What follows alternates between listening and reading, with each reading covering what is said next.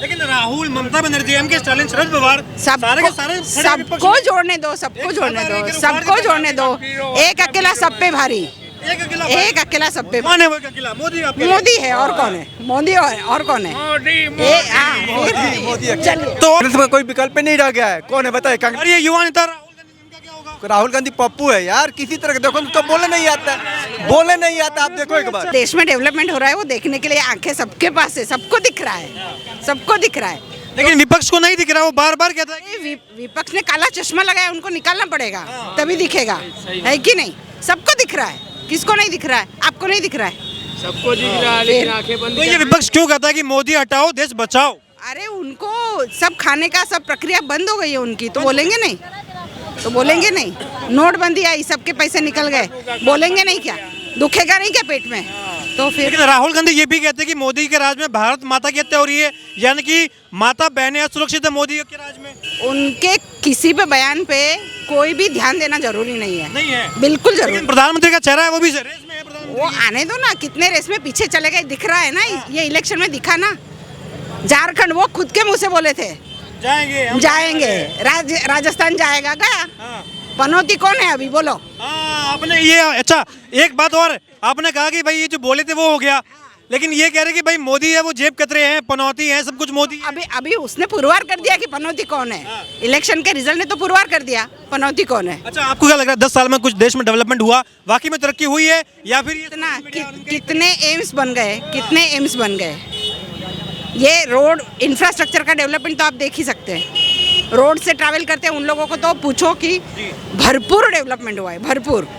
हर जगह metro railway आ गई, mono rail आ गई, तो डेवलपमेंट की तो कोई डेवलपमेंट की तो यहाँ भी रोपवे बन रहा है। हाँ, फिर डेवलपमेंट की तो गिनती करेंगे तो थक जाएंगे। लेकिन ये कह रहे कि भाई माता बहनें हैं, उनका चूल्हा महंगा कर दिया, गैस महंगा कर दिया, बेरोजगारी बढ़ाती, तो माता बहनें तो मोदी के खिलाफ है पूरा। वो कोई माता बहन कोई खिलाफ नहीं है। फिर इतने वोट कहाँ से आए? इतने वोट कहाँ से आए?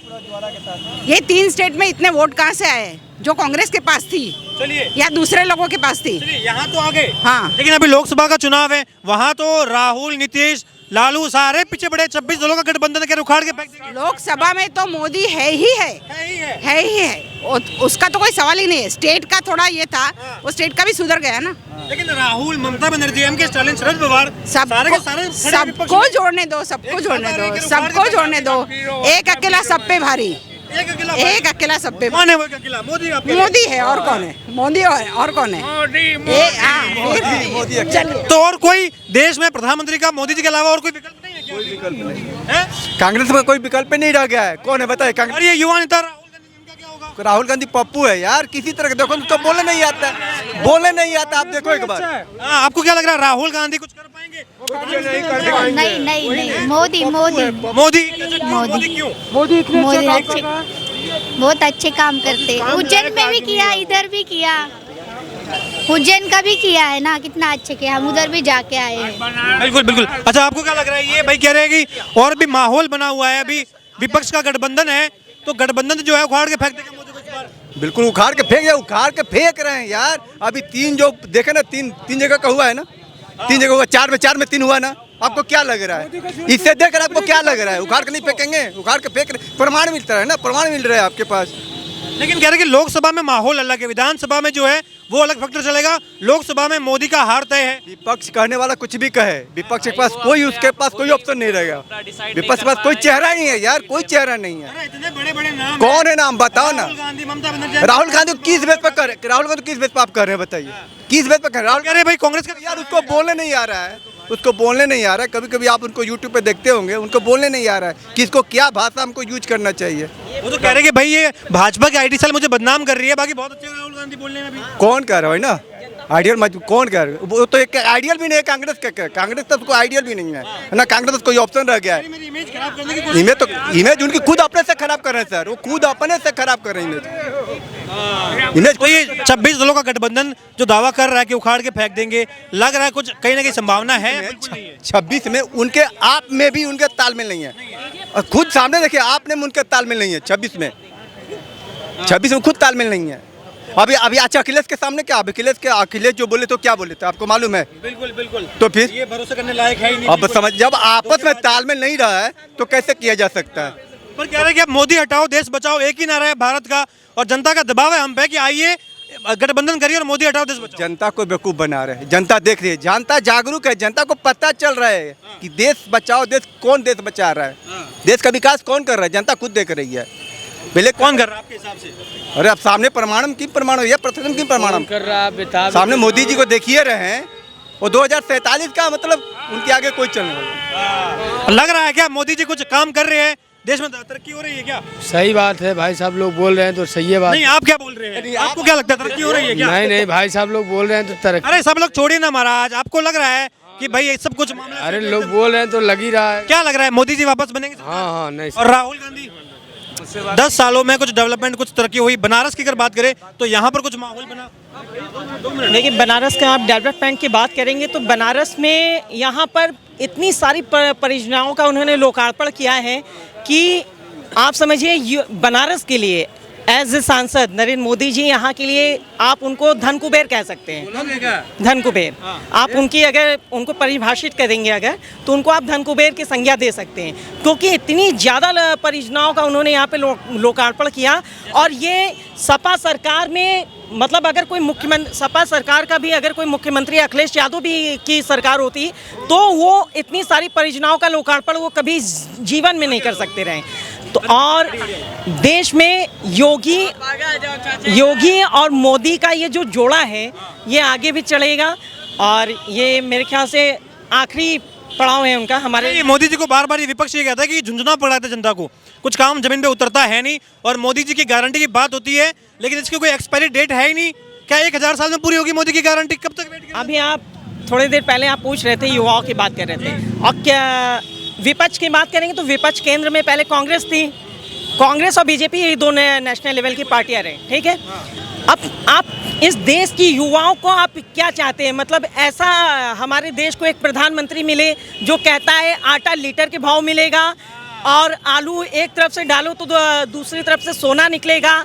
तो ऐसे मूर्ख राहुल गांधी को महामूर्ख कहना उचित होगा मेरे ख्याल। कांग्रेस का भविष्य है, एकमात्र चिराग है, आप कह रहे हैं महामूर्ख कह रहे हैं। वो चिराग प्रधानमंत्री का चेहरा भी है, चिराग कुछ नहीं है भैया। अगर वो मुख्य यहाँ के इस देश के प्रधानमंत्री उनको बना दिया जाए तो इस देश का चिराग वो बुझा देंगे। अच्छा, महामूर्ख अगर की संज्ञा अगर दिया जाए तो वो उनके ऊपर एकदम उचित होगा, राहुल गांधी जी के ऊपर। वो तो कहते हैं कि भाई मोदी जी जो है और ये मोदी अडानी अमित शाह ये जेब कतरे हैं, ये जो है जनता की जेब काट देते हैं। मोदी जी ध्यान भटकाते हैं, अमित शाह जो वो लठ मारते हैं, अडानी है वो जेब काट के पैसा निकाल लेता है जनता का।